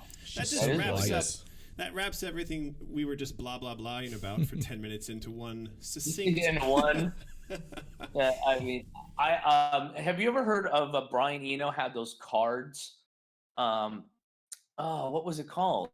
If anybody's online, they'll probably look it up. But Brian Eno had these set of cards that he made, and it was to get musicians to like think outside the box, or if you would get stuck on it, you had to randomly pick a card from this collection he made, and he just reissued it. And I bought them last year, and I forget what they're called. Oh man, it's on the tip of my tongue. But anyway, it was one of those things where it was just like these arbitrary rules that you would then have to go in and follow in order to just unlock, for when he would work with musicians as a producer. And I always thought that was the oblique strategies. That's what it was called. It was called oblique strategy card set. And he's been doing them since like the 80s. And so they reissued them, and I bought them, and I was reading through some of them. I'm like, man, if I was stuck and pulled one of these random cards out, it'd be like the weirdest thing ever. They have this for writers as well. I can't remember what they're basically writing prompts, and they force you, in the process of writing, to come up with a character motivation or to describe someone's physical features, and it sort of puts you into writing, and then hopefully from that you flow into writing the thing you're supposed to write. We do have another... Yeah. Go ahead. Well, I was just going to say, we have another super chat here. Someone says, perhaps, Joaquin Olsen sent in a super chat, thank you. He says, perhaps we should get an art print made of Chris with all the toys that he used to make the soundtrack kind of arranged around you. Maybe 1 or 2 could look like weaponized Alice style. That's kind of cool. Have you ever seen a game? That's a cool idea. Have you ever seen a game where musical instruments are weapons? Well, the Jack in the Box isn't really a musical instrument. No, it's really not. I'm just thinking like in any term at all. Like I'm thinking like Ocarina of Time, but that's not really a weapon. Legend, for sure, Brutal Legend had... Jack Back would have been playing some sort of guitar in that game. Yeah, for sure. And of course, in film, there was El Mariachi. Remember, they all ran around the mariachi band with like machine guns hidden in their guitar cases. That's a good one. I was just curious. I don't know. I just brought an image in my head. I was like trying to think of like music as weapons. That's actually cool. Well, I think Otis thinks so too. I think we still are exploring ideas for the weapons that Alice would have in the new game, and of course we do want to bring back some of the toys, but at the same time I think we could consider, so we've talked a bit about like having her hum or sing to herself, and that process of humming or singing would be something that kind of made the shadows recede. When you're scared and you go into a dark place, you start to whistle because you don't want it to be.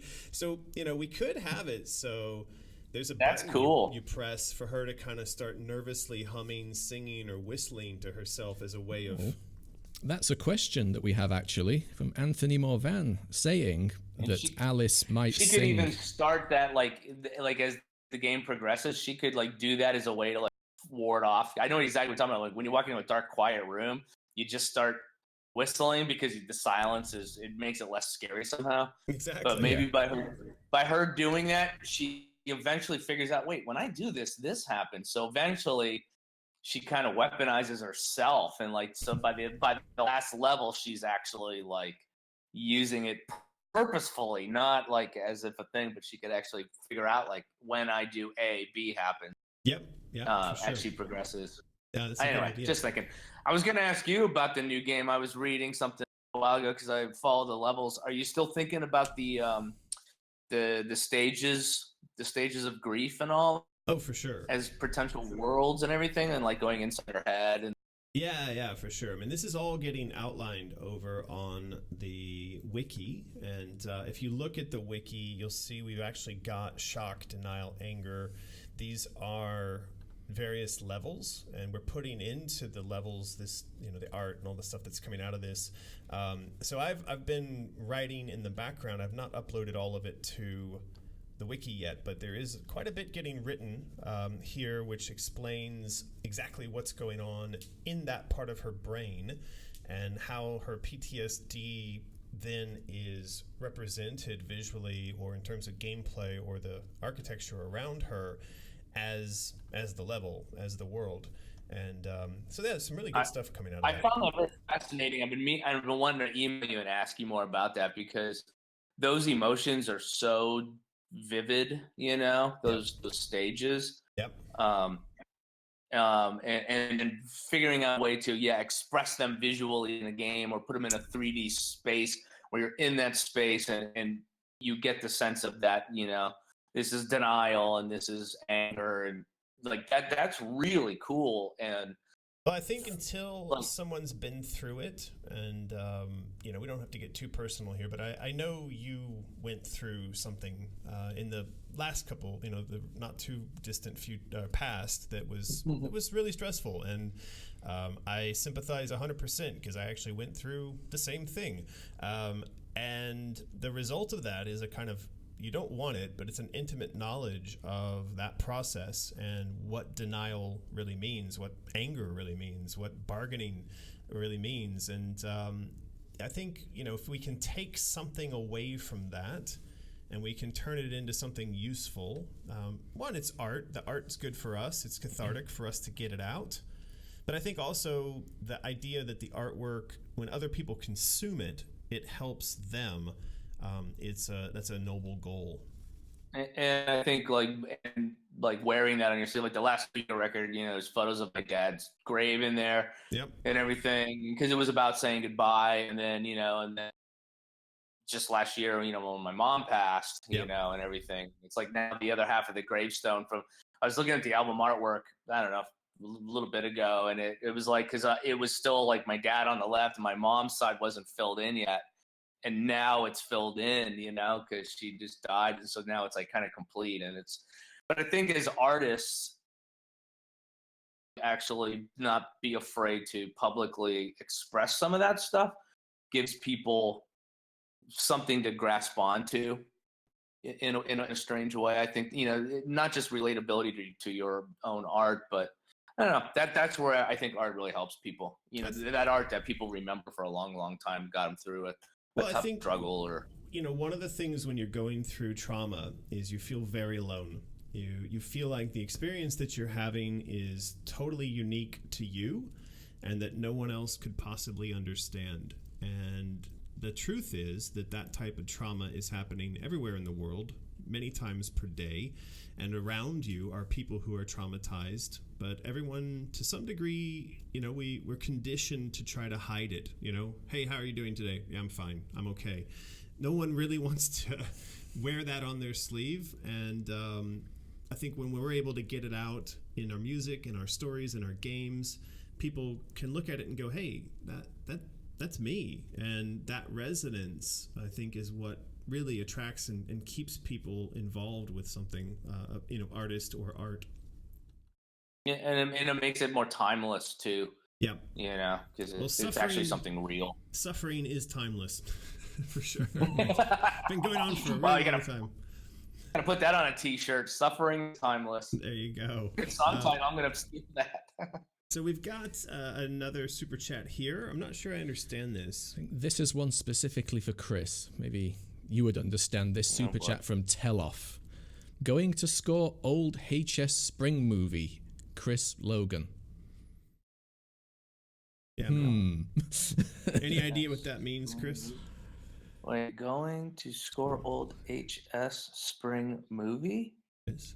Yeah. Going to score old HS. I don't know what that means. Yeah. What's HS? What's High school spring movie? High school spring. That's movie? what I was thinking too, but high school spring movie? I don't even know what that means. The All right. super chats I don't don't know, I'm always sorry. make sense. I don't know Yeah. what that means. we sometimes get confusing super chats, but just feel comfort in the fact that someone paid us to confuse us. Yeah. That's That's why we're here. man. Alice on Elm Street. She is a frequent contributor with often interesting ideas. Says in Lindsay Sterling's music video for Round Table Rival, they battle with instruments in a Wild West setting. Ooh. So yes, there is instrumental fights out there. Doesn't sound like that's a video game though, but Yeah. yeah. Speaking of Wild West, have you guys talk about another game that I'm actually very intrigued by? Is that Red Dead Redemption 2? Is that, am I saying that right? Red Dead. Dead. Red Dead Redemption 2, the new Rockstar game. It should Yeah, be it's supposed like to a like be day. shipped on a hard drive because it's like 100 gigabytes or something. You were talking about like the endless open world thing. Yep. I have to It's, admit, I'm intrigued to see what they did with that. Well, everyone's bigging it up for sure. It's all over the game websites. However, the Wild West was never really a thing for me. You know, as I was growing up, my imagination and stuff, it was all like spaceships and dinosaurs, and I was never really into what we would then call cowboys and Indians. Well, So, you had all your Indians in the literal country of India, we did. you Brits and your empire, and you were colonializers and Indians. Sorry, I apologize for it. Yeah, you should feel bad. Not a lot of Western six-shooters running around Not really. Western London. So we have another super Yeah, chat. I'm with here. you, though. I'm not really a Western person myself, which is why it's such a, and Western movies don't usually do as big, business and things like that. So I don't know, there's something about the whole idea of like how much put into that, as far as the genre goes. I'm sure it'll still be fantastic. I find it to be an interesting escape, and that's one of the things I really liked recently, the adaptation of Michael Crichton's Westworld into a TV series, which I thought the series was really fantastic. And, they managed to kind of smush together sci-fi and Old West, and I think the result there was pretty damn cool. I don't mind a good Western. I think that Tombstone was one of my favorite movies back in the day, and there's quite a few in that genre, obviously, nowadays that have come out that are pretty good.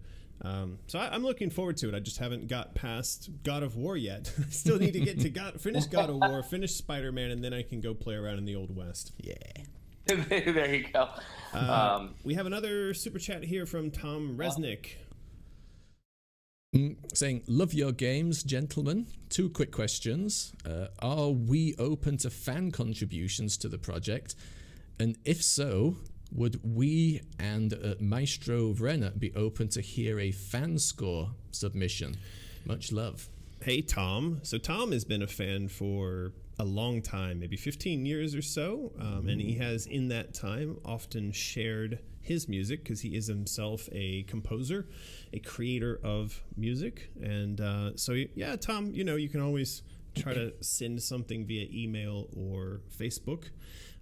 As far as Chris goes, you got to reach out to him. I like hearing what people do. Like I just encourage creativity and people like trying to share their art as much as I can. With anybody that will watch, play, listen, read, Absolutely. look at if it's painting. When I remember what have you. Tom being one of those guys where, because I get a lot of people sending me messages saying, hey, will you listen to this or you look at that? And a lot of times you look at it and you're like, okay, thanks for sharing. You just kind of keep going, I remember Tom way back had sent a couple tracks that I actually could sit and listen to, and I was pretty pleased that he'd shared them and encouraged him. So yeah, some good stuff out there. We ought to do a giveaway really quick because we have all these little rabbits. Technically, we need to do 2. Well, why don't we do 2? And Chris, maybe you could select the topic for the spamming. This is just a question that you ask people in the chat that they can answer in like one word. Like, what's your favorite color, or what was your favorite Western, or what was your whatever, like that. Okay, I got one. Who was your favorite villain in the first Alice game? Ooh, there you go. Okay. Or side character besides Alice and the cat and Cheshire Cat. So who was your favorite character other than Alice in the first Alice game? Yeah. Okay. We're actually going to roll this twice this time so we catch up a bit. And the prize is this little guy, the little white rabbit. They are coming out of our behinds. There's so many of these things these days. And Lulu keeps snatching them off the table and chewing them up. She's oh yeah, where's Lulu? She's just sitting over there licking her butt right now, actually. So we'll leave her to that. But she's in the room, and whenever we pick up these rabbits, she her trigger word these days though is cat. Did you see that? She suddenly went really still. Cat.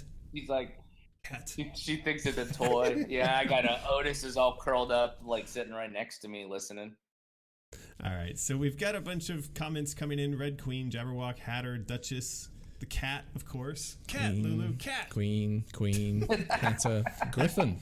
That gets her excited. She may come running over here if we keep saying that. Okay, I think we've got enough super chats, so let's ask Nightbot to select our first winner. Auntie Lacey.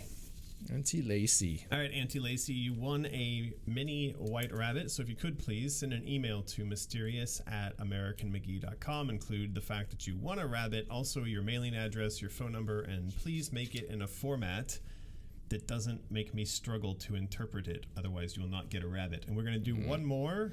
One more. Gamalath. Maleth. Gamaleth? I don't know.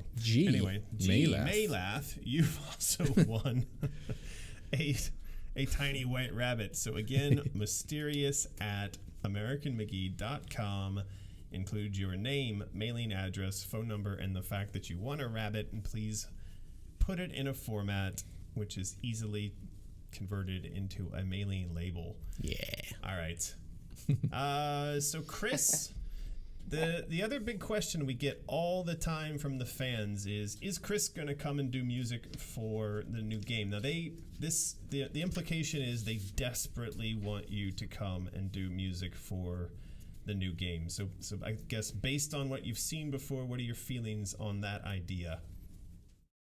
Much like your, I was trying to figure out how I could make it, like, as you were asking that question, I was like trying to think of something funny, but I'm not even going to make it funny. Short answer, absolutely. I would be incredibly saddened if I didn't come join and do the music for the new game. Awesome. Alice has just been such a part, like ever since we did it, it's always been there. It's always, like I said, it was just one of my most important things, and I cherish that so much. And our friendship over the last 20 some years now. God, I can't believe it's been now. It's been a long time. So for all the fans, short answer, yes, of course I'm going. Awesome. Well, that could be a lot of fun. I'm getting a sort of a tingling sense that we are heading nearer and nearer to being able to put this thing really genuinely into motion. And I also get the sense there's a chance that may mean building a new studio, a new team, and we may end up doing that in a new part of the world, a bit warmer, more tropical, and it would be really fun to have you come visit and work with us there. So where are you thinking? What kind of warm tropics? I love China, but Shanghai is incredibly expensive, insanely expensive. In fact, there was an article that came out a few weeks back that said that China, living in China, is especially in these first tier cities like Shanghai, Beijing, Shenzhen, is more expensive than living in the United States. And it's a big deal. That means that to hire a 3D artist in Shanghai is now the same or more than to hire a 3D artist elsewhere in the world, including the United States. So what I'm thinking is I'm a big fan of Thailand, as everyone knows, because I go to Thailand for Pirate Jam, and we spend a lot of time out there sailing and doing all kinds of other stuff. So I would really like to start a studio in Thailand. Now, 10 years ago, I wouldn't have said that because I don't think that Thailand was sort of really ready for it. The same as if we had come to China, say, 30 years ago, China wasn't ready for that type of business to come in. But I think China has now... Has it jumped the shark? Is that the right way to say it? Possibly. That sounds about right. They've passed their prime. As far as like doing an adventure studio goes, China, it's become the first world, very clearly. There's a Starbucks in every corner. The adventure has gone out of it. And so what I'd like to do is go somewhere adventurous again. And that's why we're doing Pirate Jam out in Thailand all the time. Having a lot of fun out there, and I think doing a game development studio, this might be the time to do it, and this might be the project for it. Wow. Have you been? Thailand is one. It's one of the few places I haven't been. What city would you like? Would you like go to like something like one of the main cities, or would you go someplace? No, I'm not a big fan of Thailand in the big cities like Bangkok, and it's just complete madness. Yeah. I went and saw Trent. I went and saw Nine Inch Nails in Bangkok, a couple months back, a month ago. I'm not a fan of Bangkok, and what I do like though is like where we go sailing. That's down in Krabi Province, and so if you know, say Phuket, Phi Phi Island, Krabi, those are all sort of in a general triangle in the same area around the Andaman Sea, and that's where I would go because it's beautiful there. It's tropical, it's lovely. You've got clean air, you've got tons of nature. Cost of living is really low. So the idea that you could attract expats who would want to come and build a life there makes a lot of sense. Wow, that's cool. Yeah, we were... When I was with Manson, we were supposed to play a big festival there in 2004 or 5, and the festival was scheduled, and as it turned out, it would have been about 45 days right after that huge, remember the earthquake and the tsunami? Yeah. And so when that tragic tsunami happened, of course, the whole big music festival was canceled, and the whole thing. So I was so excited to get to go there because it was one place I'd never been, and it never happened. And of course, had to rebuild so much of the country after that tsunami. Yeah. Wow. So I never got to go. That's too bad. Well, hopefully we'll make it work. We do have one of our former, sort of still current programmers in the chat here, Aku, and he's got a lot of experience with Thailand. He lived there for a while, and he says it's difficult to hire locals with the sort of right talent level there. So it makes sense if you bring lots of expat team members with you, but that can be really hard because of the visas, which is why we are in talks with the Thai government to sort of set up a development village and make it a whole thing where there's an agreement that the people who are coming over to help found this, who are going to be expats, are given a certain amount of time to be in the country without all the hassles related to the visas. Being here in China, we also have to overcome the visa issue, but the Chinese government, because they wanted to grow their tech industry, they made it a lot easier for expat tech game industry type people to come in. So Thailand is getting there, but that is a very valid obstacle that has to be overcome. So we'll see. Yeah. That's exciting though. You've always been the adventurous one. Yeah, well, I mean, will you can say. make games anywhere, but I don't want to make games where it's easy. I did that, I worked at the smallest, most successful game company in the world, which was id, and then I moved on to the largest, most successful in the world, which is EA, and that was the last time I ever worked for anyone else. I then went out on my own, and I've always thought, like, if you're going to be your own boss, don't do it where everybody else does it. Like, at least use that to, like, go somewhere and do weird things, Right. Yeah, so Yeah, that'd be good. that is one thing that is one thing technology do, like, that, we can have this conversation, literally halfway around the world. You can actually collaborate with people that you couldn't logistically get all in the same room in the same country.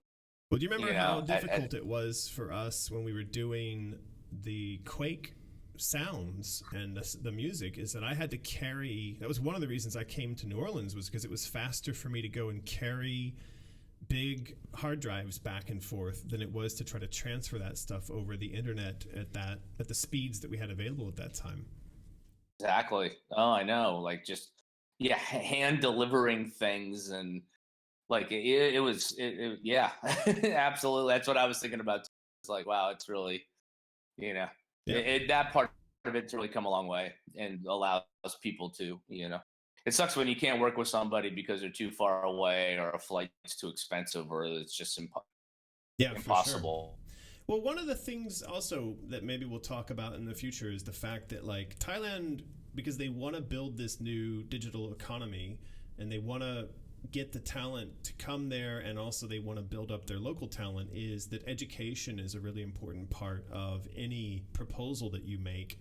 And when we first came to China, that was the same. We were actually building three pieces of a kind of the foundation for what would become the local games industry. That was, one was an outsourcing studio, one was a game development studio, and one was a school. And so our first office had all three of those things in one space. And I think that for what we're talking about building in Thailand, which is a sort of like development village, that same model is probably going to be adapted, except that in this place we'd be able to, like, walk down barefoot to the beach and stick our toes in the ocean. So but it could be that there's something very synergistic with what you're doing education wise, and then also involvement with this project. So something to talk about, think about there. Yeah, I've, you know, when I got, man, I'm stuttering. I got in, the whole teaching thing kind of fell naturally to me, and I started doing some guest lecturing at a couple different colleges, and then that led to a job offer to try it. And I was, after almost 8 years with Manson, I was ready for something new, man. I needed a fresh reboot, and so it just seemed like, if there's people out there that want to learn things, and want to learn from people who've done it and want to try to learn it the right way and take it seriously, I thought that was an incredibly, I wanted to do everything in my power to try to help people like that, young people, like the next group that's up behind us. Yeah. Now that I'm old. Well, how long do you have to go? I mean, have you secured your professorship, or is that something you're still working towards? No, it's ongoing. One thing about teaching is you can get old and you can keep doing it. Right. It's I've only been doing it 6 years. When I went in, I mean, I still have my studio in my house. The funny thing is, man, my studio is bigger than it's ever been in my whole life right now. Right. I mean, the amount of gear I've got, I could take my studio and just, if I've had a building, and just open it professionally. I've got so much stuff going on now. It's actually kind of, I walk in there and I go, God, where did all this come from? And I still try to do stuff. I actually worked with Tim with Willits. God, it's almost a year and a half now, when they redid the Quake Champions thing. And so they wanted to try to redo that, kind of go back like old school when he did that reboot of Quake Champions. So that was kind of weird, because I hadn't talked to Tim in a long time. Yeah. And so, like, I still compose. Melissa and I are working on some music for a new record. That probably be next year at this point. Was supposed to be there, but things get in the way. You know how that. For sure. But maybe we could get a theme song from you to intro to oh, our Alice show. needs a theme song. Yeah, that would be very cool. Just like a live stream theme song.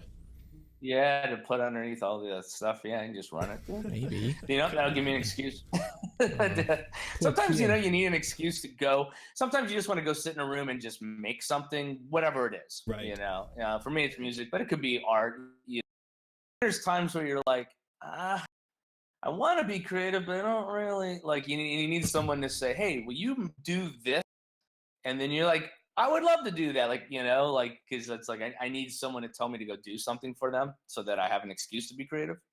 For sure. Sometimes it's either way. Sometimes you just need to have that job. It's not a job, but goal, I guess, is a better.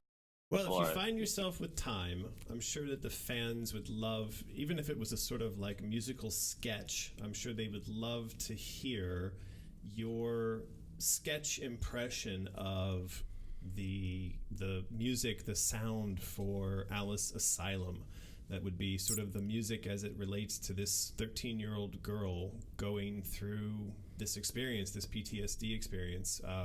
Maybe there's something to play with there.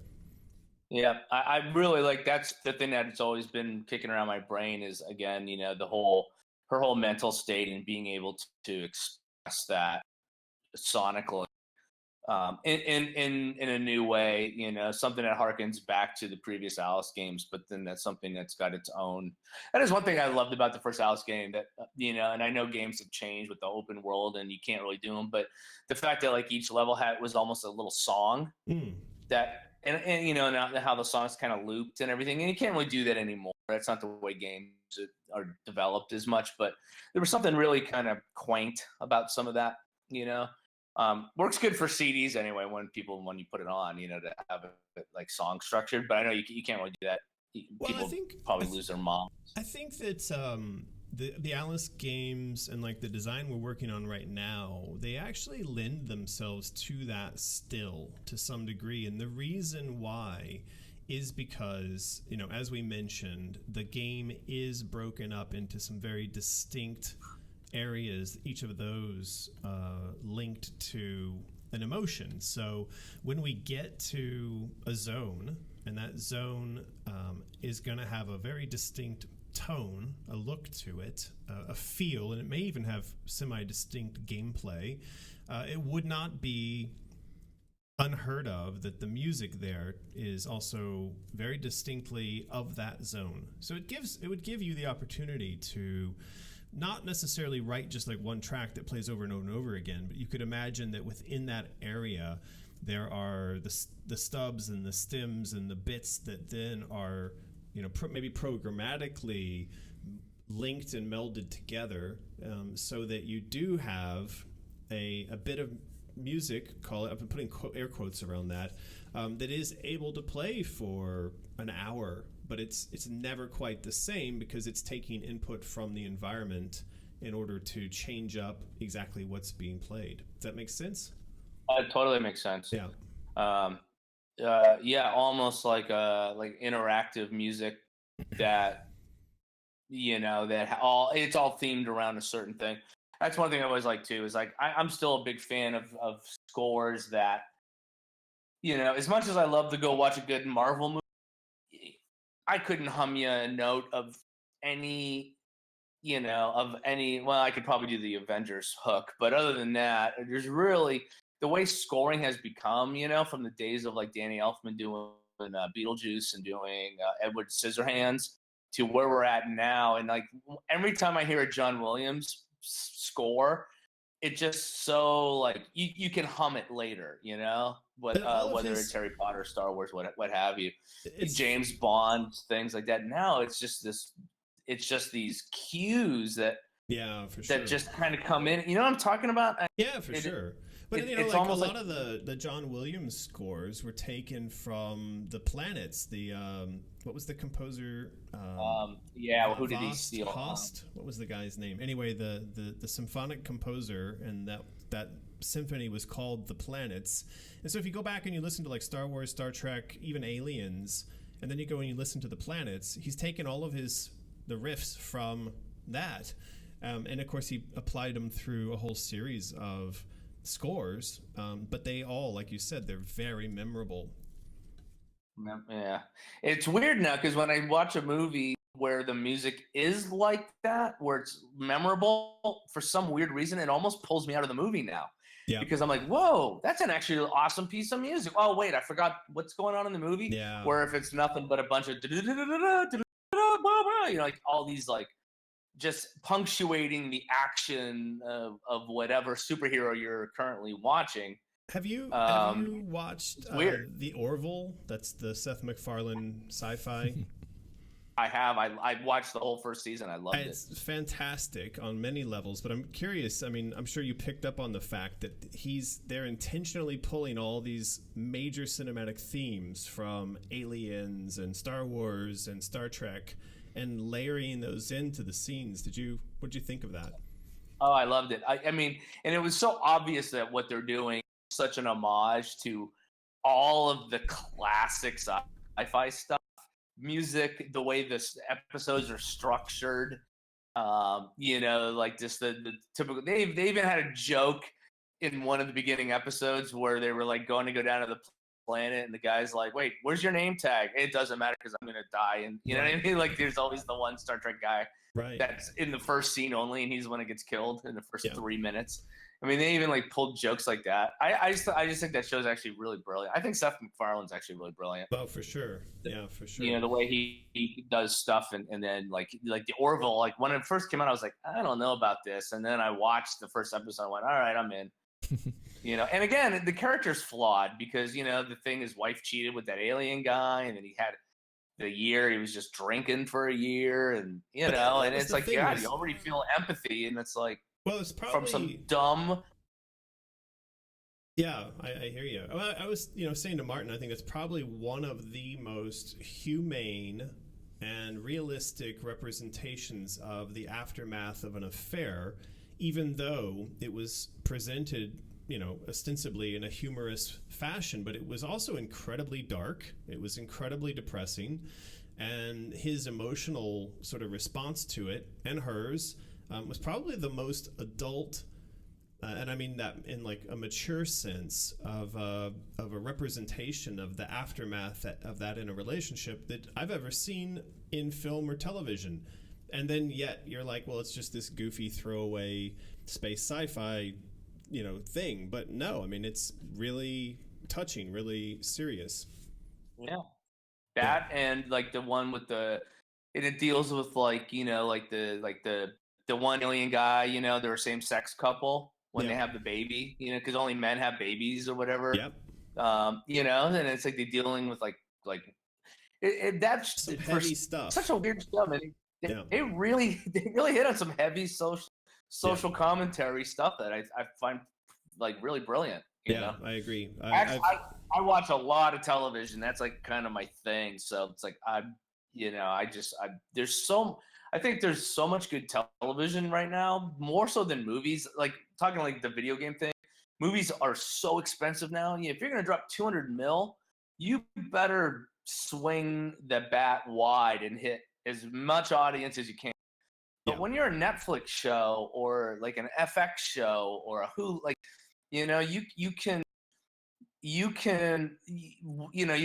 worry about a smaller core demographic and really aim for that and do something very creative. It's like we're in this weird age right now where television's like actually, in my opinion, like superseding like the creativity that you see in movies at this point. So then the question is, how much longer before games, or do we think games have already done that? It's going to be interesting to see. We do have a couple of super chats we need to get through really quickly, and we should probably start to head towards wrapping this up. So what do you got there, Martin? This one, Tom Resnick, super chats. I think this one's for you, American. It's so great hearing you willing to take the risks in the spirit of independence and ownership of your passions. A true creative spirit. Well, thank you, Tom. Don't read too much into it. I also came to China for the yummy dumplings. So there's a lot of reasons to move out here. Two more. Plutonium Shore also super chats. The environment could trip a MIDI trigger. Probably an easy thing to program into the game. I think, are we a little bit past the era of MIDI triggers, Chris? I don't know. Everything's gone all audio now. You could do so. Like the last couple things I had to do where it was like interactive audio would be more in line with like let's say you have like 8 tracks of audio, but like 6 of them are muted, so you're only hearing a couple of them, and then let's say like you open a door and the first zombie comes at you or whatever. That opens up the other MIDI audio tracks, and then you know what I mean. And that's like it's done more through muting and unmuting, almost like old school remixing, where you would just play the mutes off the SSL console. Yep. So not so much MIDI anymore. I mean, I do use MIDI to compose, but MIDI playback in the games there's so much. The last 2 games I did, I had to give them 24-bit 96K multi-channel stems for everything. Wow, yeah, everything is stems now. It's all stems. Everything stems. Yeah. So thank you for that super chat, though, Plutonium Shore. And we have Mr. Andrew Hawkins. He is, of course, our super sponsor. Andrew is the owner, runner, main talent, super awesome guy over at Freaky Fandoms. So we will take a moment here to mention Freaky Fandoms. They are doing a 60 Days of Halloween series of episodes, and they're now to part 3, which features a bunch of spooky movies, including a movie called Spookies. I didn't see Spookies, but I saw some on that list. I've seen quite a few Trick of or these. Treat, Howling 2. They're all kind of horrible, but they're charming in their horribleness. But of course, Freaky Fandoms is our largest sponsor. So if you do have some time and you want to see something freaky, you could head over to freakyfandomspodcast.com. Of course, all the links to that are in the description below. You can check out their podcasts. They too have a Patreon. So remember that when you support Freaky Fandoms, you're also helping to support us. Spread the love around. Please do. And then Andrew is still spreading the love. He says... Yes. There's a question for Chris. I got to remix your song Fine a while back and had a great time. Any plans to do something like that again where fans can remix your music? Maybe with Alice stems. I would love to, Andrew. We did, for those that don't know, we did I forgot who sponsored it, but we did it was a Tweaker remix contest, and so we took one of the songs from the last album called The Time Eternity, and we posted here's the word stems again, and opened it up and just gave those away, and then did a contest, and then picked winners, and it was really, man, there were some really good thing. I remember me and my my partner at the time, Jesse, we just sat there for like, because there was, I can't remember how many we got, a couple hundred remixes perhaps. Wow. And just sat there, and I actually did listen to every single submission. I thought if someone was going to take the time to actually do it, I should take the time to listen to it. So is that something you think we should sort of pre-plan, that we acquire the rights so that when we release a new Alice game, there's something in there that allows the release of the stems, and then some sort of... How would you go about that? Sure. I would think that'd be awesome. You have such a good relationship with all the fans, watching all the chats going by and with Patron and everything else. And I would think something like that would be pretty exciting to actually do, to incorporate that as well. I think it'd be great. Well, it's something we have to remember to ask for up front when we do the license agreement with EA, because if we don't ask for it and then we don't have it, so I will make sure to pencil that in. Jot that down. Yeah. And, you have my permission, but I guess it's all we get into business legalities and work for hire contracts, and that's always fun. Things that are boring to talk about. Well, hey, if it weren't for that, you wouldn't have been the one making the music on the first Alice game, because I think we kind of had Manson slightly on board for a while there, and then because of business stuff, it all blew up, and so you came in and saved the day. It's so funny. It's always business that ruins the art, isn't it? It's always insane. It always makes something not be able to happen, or it leads to bad blood. Yep. A lot of times on both sides of things, it's always that business thing that gets. Well, I mean, I think people outside of these circles don't realize that, okay, yeah, you got to get the artist's permission, but then the artist has a manager, an agent, a lawyer, probably another lawyer that represents the label and or the band. And then, it could even just be like there's a partner in the mix somewhere who plays a kind of dual role as a manager or an agent. So if you can't get like those 6 people to line up, you're screwed. I know. And depending on the type of deal you already have, we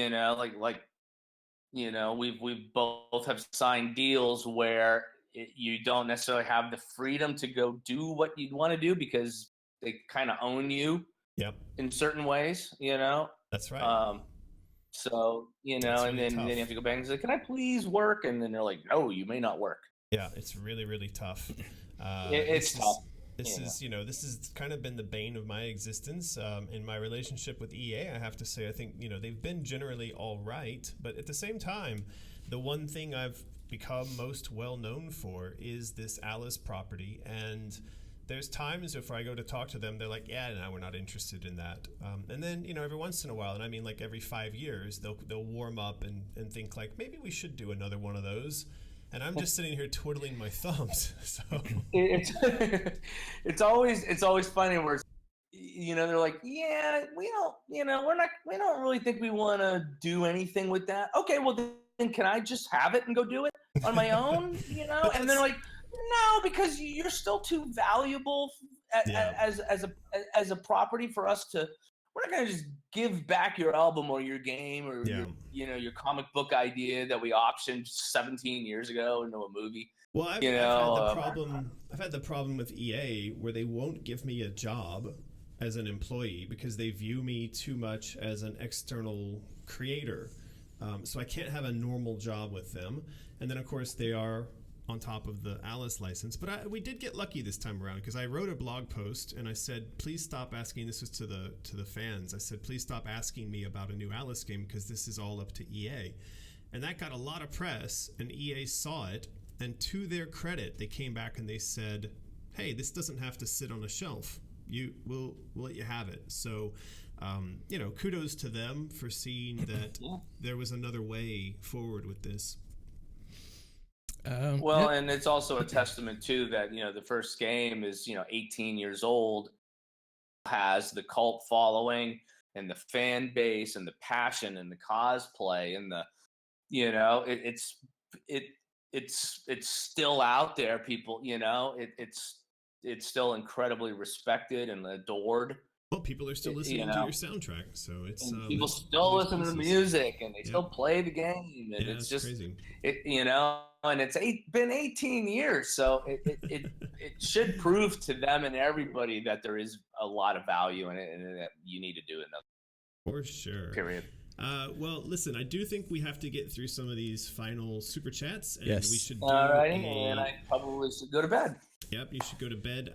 Why don't you help us load up the spam for the next contest? That is to say, you give them a prompt, ask them a question. Maybe what should you dream of tonight, or something along those lines. So I got to come up with a question for a giveaway. You have to ask them something to spam the chat with. Oh, gotcha. Well, we both own small black and white dogs. You have It's a Boston Terrier, Lulu. Yeah, and Otis is a black and white Jack Russell. So my question is, what's your favorite dog? All right, so favorite dog. Spam the chat with your favorite dog. Meanwhile, we're going to just read off a couple of these. Yes, Truth Decay and Virgil Hiltz both super chatting a similar thing. Don't stop. Keep talking. Keep going forever. Chris has got to go to bed, and He Martin and does. I have to go to work. So there's no rest for the. Well, there's rest for Chris, but there's no rest for us. Yeah, well, Joaquin I'm Olsen. on a teacher schedule now, so I get up in the morning because I have class first thing. So Oh man. Yep. the Rockstar hours are completely a different 12-hour block for me than what they used to be. I hear you. Someone wrote Lulu's my favorite dog. Someone's really going for it. Corgis, they're one of my favorites too. Somebody just said Corgi. I love Corgi. And I love Labs. Yeah, so Joaquin lot of Olsen Corgi fans gives on here. 50. Says this If one's it's for good you, enough Chris. For Queen, it's good enough for us. Yeah. Your work on the Alice soundtrack has kept my faith alive and expectations high for good music in video games for over a decade. First album I loved all the way through. Thanks so much for your work and joining us tonight. Wow, Well, thank you're you. very welcome there. Chris, do we Yeah. have your permission to spend that money on margaritas and dog treats? Yeah, of course. Whatever you want. I just want to make sure, because there's a lot of super chats coming in for you, but I'm not sure how we Yeah, get another those to one you, from so. Virgil Hiltz. I don't even know what that means, so It means money. They're throwing money at us, but they're labeling it for you. So I need your Yeah. permission to drink it. no, yeah, you have my permission. Yeah, no, put it like it's awesome for all the fans that are listening still, looking at the artwork that are behind you guys in your studio right now and all the artwork you guys do. That stuff's expensive, man. People don't have any idea. And people who paint and people who draw and come up with this stuff, man, it's a lot of time. It's a lot of effort, you know? is. And I think it's cool that you can use this money to pay for that, for all those concept artists and all those awesome paintings and things you get done. Anyway. Well, I appreciate you saying that. And of course, That's we fine. do very much appreciate everyone out there who is helping to support us do this. We literally could not be putting all this together if it weren't for everyone. So These super chats are super appreciated Very and much so. awesome. there's And yeah, another one. Big Mood also super chats for Chris. Thank you, Big Mood. All right, now we have a whole chat spam full of dogs. All right, here we go. We're going to roll it. Roll it. And Jafaza has won a mini white rabbit. So mini Jafaza, white you know rabbit. the routine. Please email mysterious@americanmcgee.com and send along your mailing address, your name, phone number, and mention the fact that you won the little white rabbit. And please make sure to put that in a format that is easy for me to translate into a mailing label. Well, Please Chris, do. we really love the fact that you joined us here. It was a lot of fun chatting with you, and I do hope we can get you to come back again sometime soon. Anytime you need me, I'm here, or want me, I'm here. Well, we always want you, Chris, but Oh, you know how to butter a guy. we'll put together another one of these get-togethers because I think we're going to start seeing some progress that could lead to more serious talks, and it would be fun to make this kind of thing a semi-regular event and get more of your input on music and other elements for the game. I know that the fans would absolutely love that. So yeah, it's been great. Yeah, it really has. I really appreciate you having me, and thanks to all the fans on here. I'm still watching them all go through. It's actually very flattering, and I really appreciate it. Well, man, you deserve it. You've made some really amazing stuff over the years, and I'm just really happy that we still get a chance to work together, that our agents, lawyers, managers, girlfriends, and wives have not put a wedge between us yet. Nobody has. Nobody shall ever. Let's hope that stays true. All right. Yeah. All right, everybody. We are going to call it a night. So thank you again, Chris, and thank you for everybody in the chat tonight. We will be back next week with the voice of Roger Jackson. He is, of course, the Cheshire Cat. He is Mojo Jojo, and that is going to be on Halloween for those of you in the United States. So please. Did you get your costume yet? Maybe I got a costume. So please bring your costumes and bring your ears, and we're gonna get it on with Mr. Jackson. Yeah. Good night to everybody. Good night, Chris. Good night, guys. Good night, everybody. See you later. Bye.